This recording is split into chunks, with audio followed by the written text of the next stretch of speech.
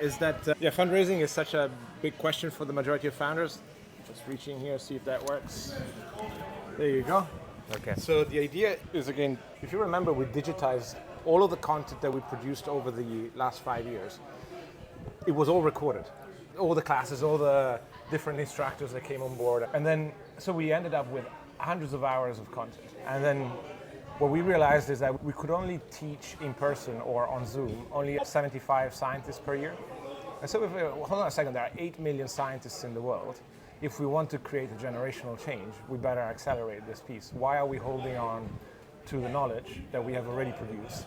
Let's just open source it. And so about a year ago, we started taking all of the material, processing it, and creating clips. In effect, I mean, you were talking about YC and YC School, so it's not too far from that mindset, and front-loading a lot of the knowledge. And so we have been building on top of that existing knowledge by basically every time that I travel and I sit in front of I am privileged to sit in front of people that are smarter than I am or that have been down the road or a few more roads than I have. And why should I hog on to that knowledge and instead share it with the community? So I think I interrupted our conversation as we were chatting about the rise of a different kind of CEOs, especially in deep tech, which is the one that is slightly on the Elon vibe, on the Palantir CEOs vibe, which is perhaps very fashionable now, slightly on the autistic, not media trained, not looking absolutely executive, but absolutely full of content and very engaging.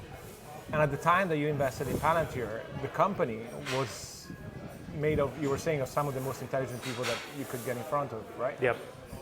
But it wasn't presenting itself as a neat company, at least for what was neat. And so one question that perhaps is interesting for scientists, founders, about the ability to tell a story. Yeah, so as far as the signal that I really like if I'm talking to a science founder is the ability to break a very complex topic down, distill it into kind of simple pieces that I can understand. Yeah. And so there's some brilliant people out there who are doing cutting edge discoveries who aren't great at explaining what they're doing to an 8-year-old or a 15-year-old. Yeah. But those people might still go on and win more Nobel Prizes.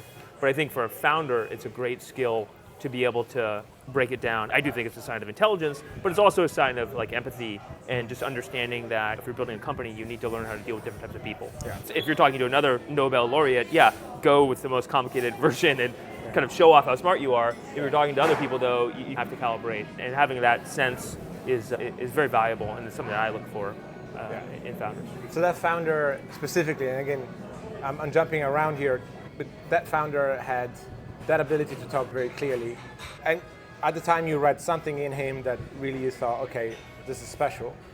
You felt the same when investing in Palantir, and what I was curious about is Palantir at the time was really, the signal that you got was one of profound intelligence. Is that I what you felt? would say talent gravity. Talent but gravity. I wouldn't over-index on intelligence because it must also go with determination, urgency, and mission. So all of those things pull people together, and then it can create like that talent flywheel where you can just be a destination for the most talented, most motivated people. And so Palantir had that in the Bay Area, Canva had that in Sydney, and I think ideally all the companies that you invest in have that. In the early days, it might be hard to, I guess if you're Elon Musk today, you have that celebrity, maybe you can get great people from the beginning, but for most science founders in the beginning, it is hard to find amazing people, but it's really valuable if you can do that. But there's only so many hours in a day, and kind of what are you prioritizing? But for me, an important signal is that early talent gravity, and maybe it's your co-founders, maybe it's like a first employee, and just kind of how do you think about that? And it's interesting because especially take biotech, there is a different mentality than like the average tech startup in SF. The average Y Combinator startup, if you ask the founders about like their first hire, they're going to say, oh, this first hire is going to be so brilliant and amazing, the smartest person I know. And maybe that doesn't always happen, but there's that aspiration. But I think a lot of biotech companies, if you're at an early stage, you need to hire for this role. Sometimes I just need someone who's good enough. And I think there's been companies that have been successful like that. But I would contend that the most successful companies have unrelenting, uncompromising standards on talent and motivation for every position. Wow, if I look at some of the companies that we talked about from within the Wilby family, all of them, they prioritized recruiting, finding the best talent, securing them, and making sure that the narrative of the company and the culture of the company was so clear and projected towards welcoming talent from across the world. So if you look at Apoha, I think we had talent moving from Canada, Cupertino, all the way to London. Wow. Likewise, Proxima, the co-founders, they all flocked into Munich, but again, from Google X. That's really one of the bigger signals. At the earliest stages, when there's still no money to spend on people, is understanding your ability to attract top talent on top of yourself being very good. But can you attract top talent? Is that one metric? I think so. It's always context dependent. Is there a single founder or are there multiple founders? There are cases where you meet multiple founders and one of them seems amazing and the other one is not so amazing. Now, maybe I'm not judging them properly, but you just want to look for those signals as much as you can. Now, of course, there are some companies that have strong talent gravity, very strong, that aren't successful. So it's not deterministic from that perspective. But yeah, for me as an investor, that's something that I care about a lot. And it's also just a perspectively, so just getting a sense for a person of like how important is it to them? How much of a priority will they make it to recruit great people? Every CEO always says, oh yeah, I want great people. But there's some nuance to sort through that and see. And ultimately it's like how much time are they spending on recruiting? And now this isn't a pure area of causation, but generally I find that with scaling startups, the most predictive question of how well the company is doing is you ask the CEO, how much time are you spending on recruiting? And it's high. And a lot of founders underestimate that. And so now you might say, look, if you have this amazingly successful product, like you have the luxury to spend more time on recruiting. So it goes both ways. But generally those founders who really prioritize, I like to say, you have to kiss a lot of frogs to find the prince. There's a lot of work to find the hiring. Like Palantir early days, they did on-campus recruiting like at a few different schools. What's that, Palantir? Yeah, at Cornell, for example. And on-campus recruiting, I don't know today, but like in 2007, they were in Palo Alto, going to Cornell to like career fairs and to talking to little young, not super knowledgeable about tech startup, but they got in there and they invested a lot in finding like really great people and they hired a lot of amazing people from Cornell and other schools, of course. But like in the early days, it signals of just going above and beyond to do something hard. And for a Bay Area startup in 2007 to get their tails to Ithaca, New York, and to be at a career fair and to like actually get great people, that's a pain in the butt, but they did it. And so looking for things like that where founders are going above and beyond for a good cause, like those are other signals that I think you look for. The temptation for founders in science is that of, I know somebody that can do that from my old lab or from my university, and I've worked with that person, so let me just poke that person, and then you start picking on. And granted that certain universities may be the best places for a certain kind of science, so probably you're already picking from the best, but the question is whether you should be challenging yourself to bring in on board people that you may not know previously, which is a risk, but also an opportunity. Absolutely. Yeah, sometimes the person is amazing, like the Stripe founders, they're brothers. Gee, it worked out. Like if you'd said to them, like, hey, cast a wider net with your founders, the Canva founders. Husband and wife. Yeah, they were boyfriend, girlfriend at the time. But interestingly, in that case, they did get pushed by early investors to get a technical co-founder. And they did. And it worked out spectacularly. And so you always find like edge cases and examples. If you say, all the best tech companies are from technical founders, let me tell you about Canva, because the two founders there who were non-technical. Now, a third came on, and basically, they're all incredibly important founders. But now, the distinction I would make, though, is that the two non-technical founders were like obsessed with product. So sometimes with non-technical founders, like one wants to go biz dev, networking, and that's just not important for 98% of important startups. Don't do that. But they were focusing on the right things. And also, the world was a little different. Like I think these days, I graduated from university in 2003.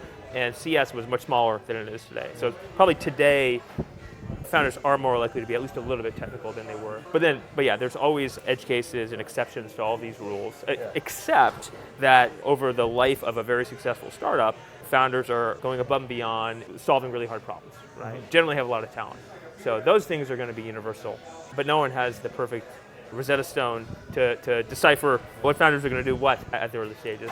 Yeah, ourselves, Dee and I. It was just the two of us as husband and wife, and it's a tricky consideration. Within the portfolio, I think we have 3 companies that are husband and wife.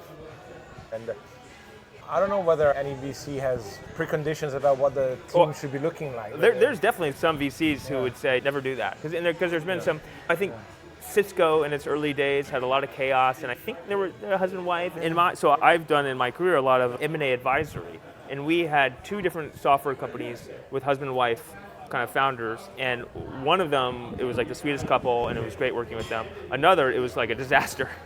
Yeah. So it's like a lot of things in life, it depends. But at the same time, there's probably a lane for someone, for a VC, who's, I'm only going to invest in married couples or boyfriend, girlfriend, because if you just invest in the best of those, like you'd invest in Wilby, you'd invest in Canva, you'd be great. Another one that I would like someone to do is to have a fund targeting identical twins.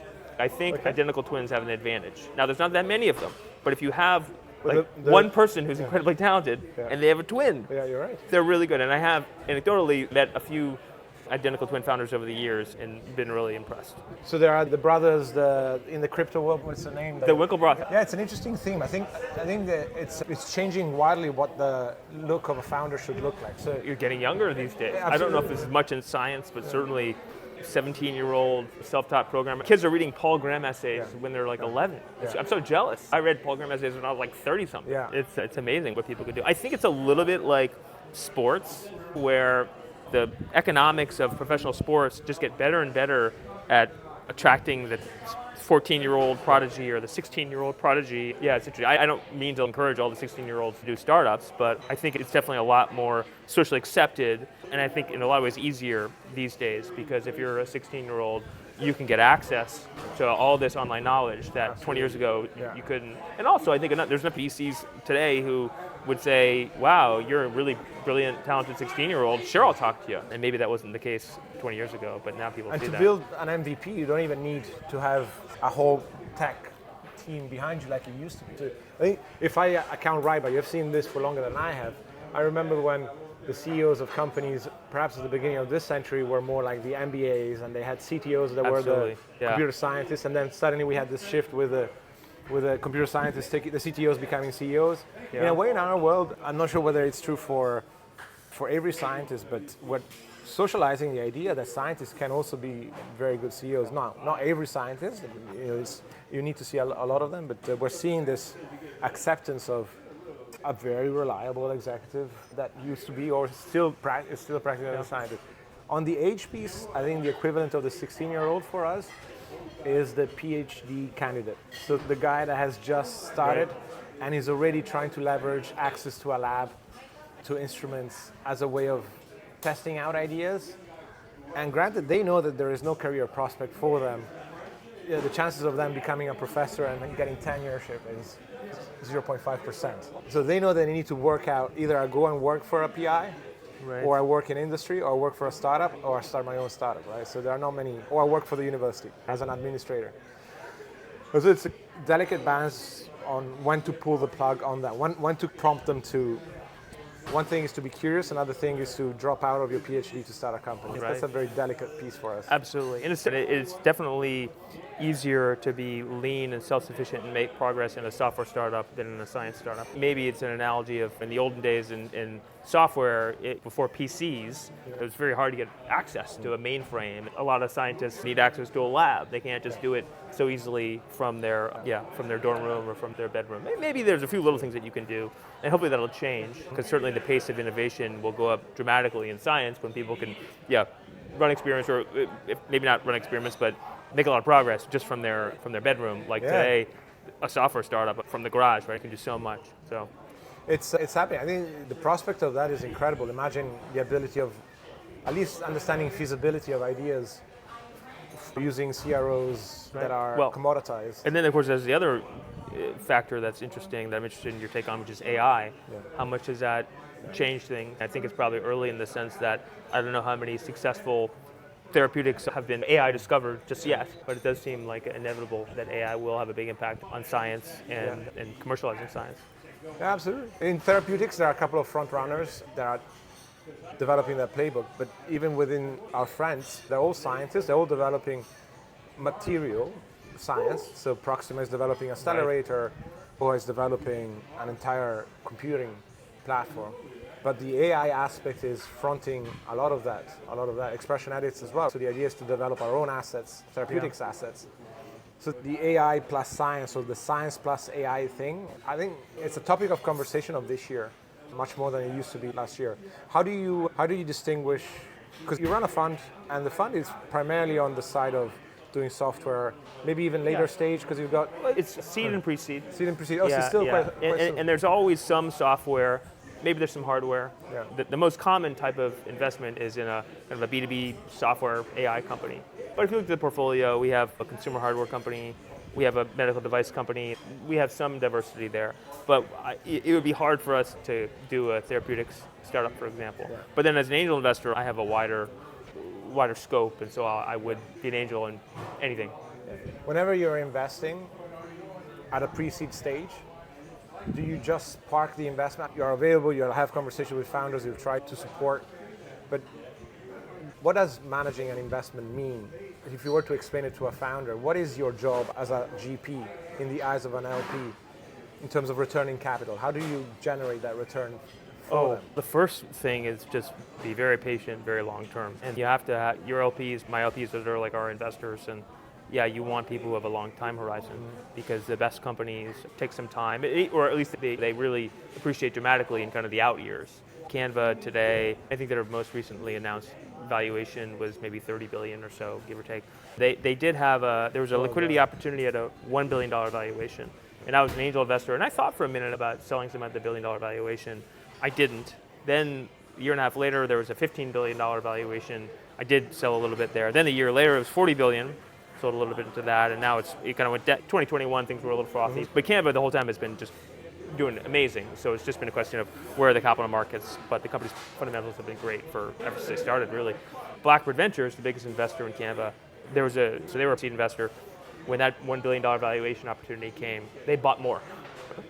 So I think the best investors will double. Maybe that's aggressive with the doubling down, but if as an investor, if you are truly close to something that has potential to be a generational company, I think high conviction makes sense. Now, some LPs don't want that, and it's important that you have clear communications with LPs about what they want and make sure that they don't think you're violating like the spirit of the arrangement that you have. But it's tricky. As an angel investor, it's different. As an angel investor, you might be happy to get like a 2x, like a quick 2x. That's great. As a VC, that's not necessarily that good. And sometimes that's really bad if it's a company that you think has a lot of potential, and you're like, wow, in 10 years this could be 100x. Getting a 2x today, not so attractive. So it's interesting, the investor psychology. Yeah. And the ability to follow on investments is based on the fact that you may have ring-fenced part of the fund to invest in the outliers. Is that what they would be called? In our model, we're very flexible. And so there's a ring fence, there's nothing, it's very flexible. There are, in some cases, if you lead a priced round of equity, there's an expectation that you will follow on and do your pro rata. And so in that model, you might be more rigid in saying, I have these reserves. But pre-seed and seed, it's much more flexible, and there are some funds that won't do any follow-ons. And some founders will ask, hey, follow-ons, but most don't. And so we do follow-ons, but it's very flexible. But if we have a company that we're really excited about, and we probably do follow-on more than the average. One of my best angel investments, a company where I did lots of following on was this company Billion to One. And so maybe I'm over-learning from one example, but I probably wrote, 8 small checks over a couple years. And so I followed on a lot there, and Billion to One is doing fantastic. And I think, so it's like following on has worked out well for me. Now, if I had always lost money on follow-ons, I probably wouldn't be doing it anymore. As an angel, this is your private wealth. Angel means that it's your private capital. Right. And do you treat it as a family office, or do you involve your wife and the rest of the family in the decision process? Or you got responsibility. If my 2-year-old throws a tantrum, I'm gonna listen. I got no choice. And the 9-year-old, I do have him, but I don't think he's quite ready to be on the investment committee. And then my wife is pretty hands-off. She's like, you do your thing. So. It's a great position to be in. Hopefully, I would love to be one day in a position to actually commit my own capital, because so far what we have committed is our sweat, right, from a personal basis, which is maybe not as expensive or maybe more expensive, I don't know. But I was just curious about how do you make decisions, and I guess that different families or different angels behave differently, right? Absolutely. I had this M&A advisory business that was cash cow, if you will, and that enabled me to become an active angel investor. But I had confidence that my angel investing was working out. But as an angel investor, I didn't have any investors. I didn't think I could have a fund or anything like that. So I made money in this one area, and then I would go out in this other area. And then it worked out well because the M&A business, you work really closely with tech founders and you help them achieve liquidity. Yeah. And so then when I had people interested in me doing a fund, and then when I decided to do the fund, a lot of the early LPs were people from my M&A career. Because with LPs, it's so important to build trust. Maybe that's the most important thing. Yeah. And so if you happen to have like a long time service relationship with someone where they already trust you, and you help them make a lot of money, it's a great way to get them to, oh sure, I'll invest in your fund. So that worked out well for me. It's there's not one way to get into venture, especially lots of different ways. Yeah. I do think people should be gonna take seriously other people's money and the obligation to really go above and beyond to deliver returns. So I think there's some kind of celebrity types that can raise funds, and as a celebrity you have some advantages, but then sometimes it doesn't seem to me like they're that serious. You mean celebrities like actors and sportsmen, or like sure, celebrities? Just anyone with a lot of followers on TikTok. I see, they use that platform. Maybe here in Miami especially, right? Probably, I can imagine that happening. You were in San Francisco for a big chunk of your time. We talked about Australia earlier. So the majority of the people see a connection between the US and Europe, but you see a strong connection between at least from an investment perspective. You invest also in Australia quite a bit, but also you've just joined us on an incredible German company. How do you see the standard of venture founders standardizing across the different time zones? Do you see that the culture of venture is still American-led, and then really you're picking the best from the other regions? I think great companies can be built anywhere. Prior to, in the period of, let's say, 2005 to 2020, I spent a lot of time working with bootstrap tech companies, and I noticed that in 2005, there were bootstrap tech companies in Australia, in Europe, that were doing really well. And in Silicon Valley, most people look down on that. So I was always primed, I think, that these companies could exist really anywhere.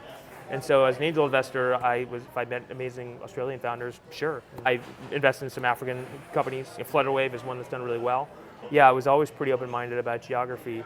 And now I do think that you have to be realistic, where the average caliber of a VC in one area might not be as good as another area. And so I'll pick on a random country, right? If you've got some Madagascar startup and they're talking to the local VCs, that might not be good. Yeah. So you have to be sensitive to that. And so in Australia, I would say, if you go back far enough, a lot of the Australian VCs, I think, had an old school mindset and were not good, and their returns reflected that. But then some kind of newer, more thoughtful, enlightened people started to practice VC, say 2010, and so that really infused a lot of positive energy and probably made it a much better place for VCs to invest. Yeah. So you have to be sensitive to that. But I'm pretty open. But I would also say, right now, with the AI, I honestly think there's a comparison right now. AI San Francisco, Los Alamos, 1943, just the talent density and the impact. It's crazy. And so I think that if you were a super ambitious person in physics, 1943, you wanted to be in Los Alamos, right? Yeah. I think if you're very ambitious and in the world of AI, so maybe not in all aspects of science, but you should be in SF. So historically, I was pretty unbiased geographically, but actually today I'm probably a little bit biased in the sense that if you're really serious about building a big AI company, you have to ask yourself, should you be in SF? Now, not necessarily, right? If all your customers are banks, maybe you should be better off being in New York. So I don't mean in all cases, but there's something really amazing going on right now in San Francisco with that talent density. And if you're looking to hire the best AI talent, if you're looking to sell into AI companies, it's a really incredible moment right now. It has brought new energy in San Francisco as well, because last time we caught up was at the tail end of the pandemic, I think. And the city was not looking great. Yeah. And I just flew in yesterday from SF, and the city is vibrant. A lot better. Chestnut and Union are Pacific Height, and then even downtown is safer. It's looking at new buildings are coming up as well. So it's a lot better. It still has some problems. I'm not the biggest defender. At the same time, the talent density there is so deep that I think it's the place that you should want to be if you're really ambitious in tech and AI.